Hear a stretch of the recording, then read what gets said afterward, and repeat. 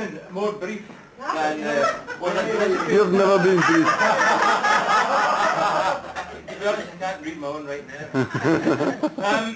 I would just like to say a few words, and being a man of few words. At a time when the stone of destiny is heading north,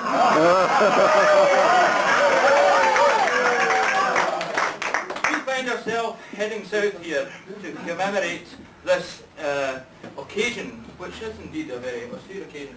I think we're probably having a better time than the politicians who are up there debating about what's to be done with the stone of destiny and what's not to be done with it. However, we are here in fact to celebrate two occasions, one of which is the 21st anniversary of the association of the friendship between the two bands, and also to celebrate Jack's departure. That may sound a wee bit strange about celebrating someone's departure, but I feel that Jack is not going to be far away. He's always been a father figure of the band, and I'm sure that his interest will always be with the band, and I'm sure you'll all agree with me on that score. I was researching a bit of historical significance about how we actually came here, and I had to seek some advice from the two Anns who sent their apologies, my Ann and Alan's Ann, and we had to kind of scratch our heads a wee bit about this.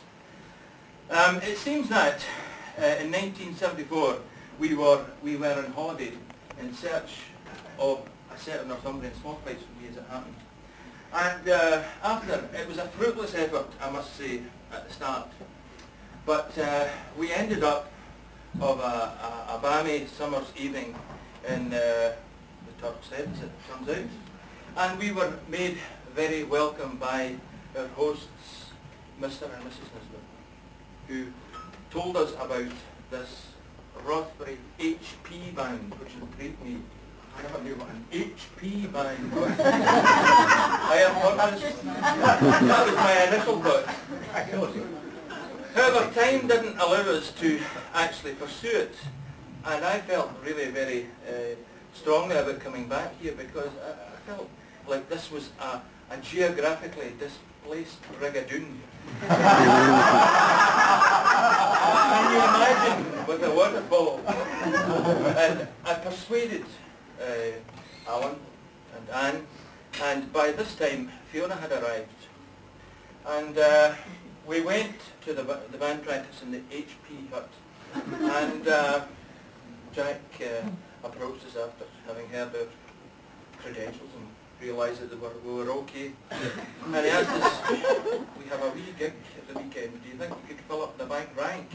Well, I'm sure we could do that. And I always remember, I think it was an international schools camp, and Fiona at that time was about 7 months of age.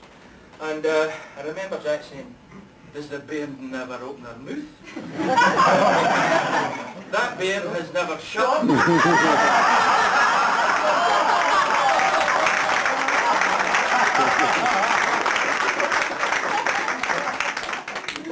Our association continued, and that year, having gone back to Glasgow, I convinced the rest of the guys, you must come and meet these guys, they are so nice. And there we arrived at Allwinton for the first time, staying in the caravans, Jacob's Ladder, close by, and my lasting memory of that first visit to Allwinton show was looking at Bobby Grant standing in the bar at the Rose and Thistle, squared up to a 25-stone belly basher.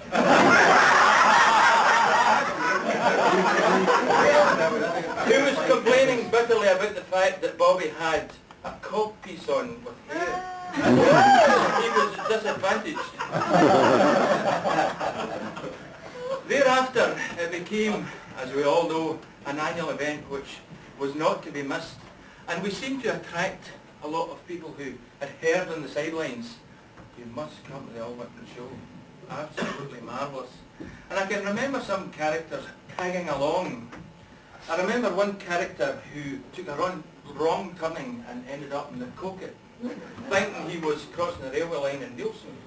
All the worst of I also remember one character who came down ready to check in to the would-be Rothbury Hilton.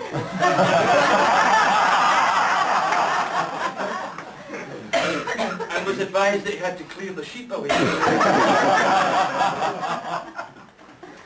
But I'm sure we'll all agree that the association has been a very fruitful one. And even during the times of our trips, I can remember 2 memorable trips abroad, one to Norway and the other one to Germany. And I'm reminded of staying in a farmsteading close to the banks of the Rhine, when in the next farmsteading were Dick and Sadie. And whilst they were out having a browse round the farmsteading, Sadie happened to mention how, and when they were later having difficulty, they were having dinner, they managed to say, you have a lovely farm and you have some lovely animals, and the prize duckling was in front of her on the table. And I remember distinctly she says, I like to look at it, but I didn't want to eat the bugger.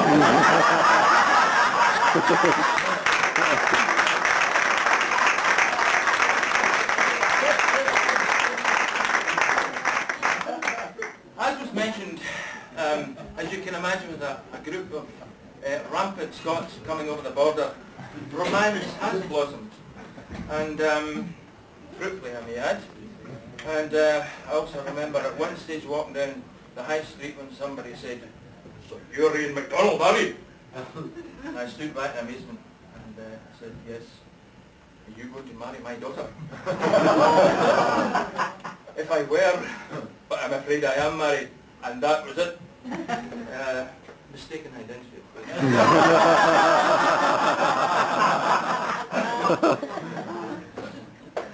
Jack has, as I mentioned, has been the father figure of the whole show. And my son Finlay sends his kind regards to you this evening. He unfortunately can't be with us. But knowing of the event and how prestigious it is, he decided in his wisdom that he would write a tune in honour of Jack. And it is my pleasure and privilege, if I can find it, to present this tune to you, Jack.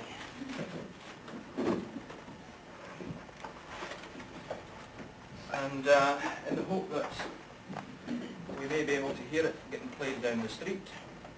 It's a wee hornpipe which can be played in March time, and if I get another couple of jars in me, I might even play it for you.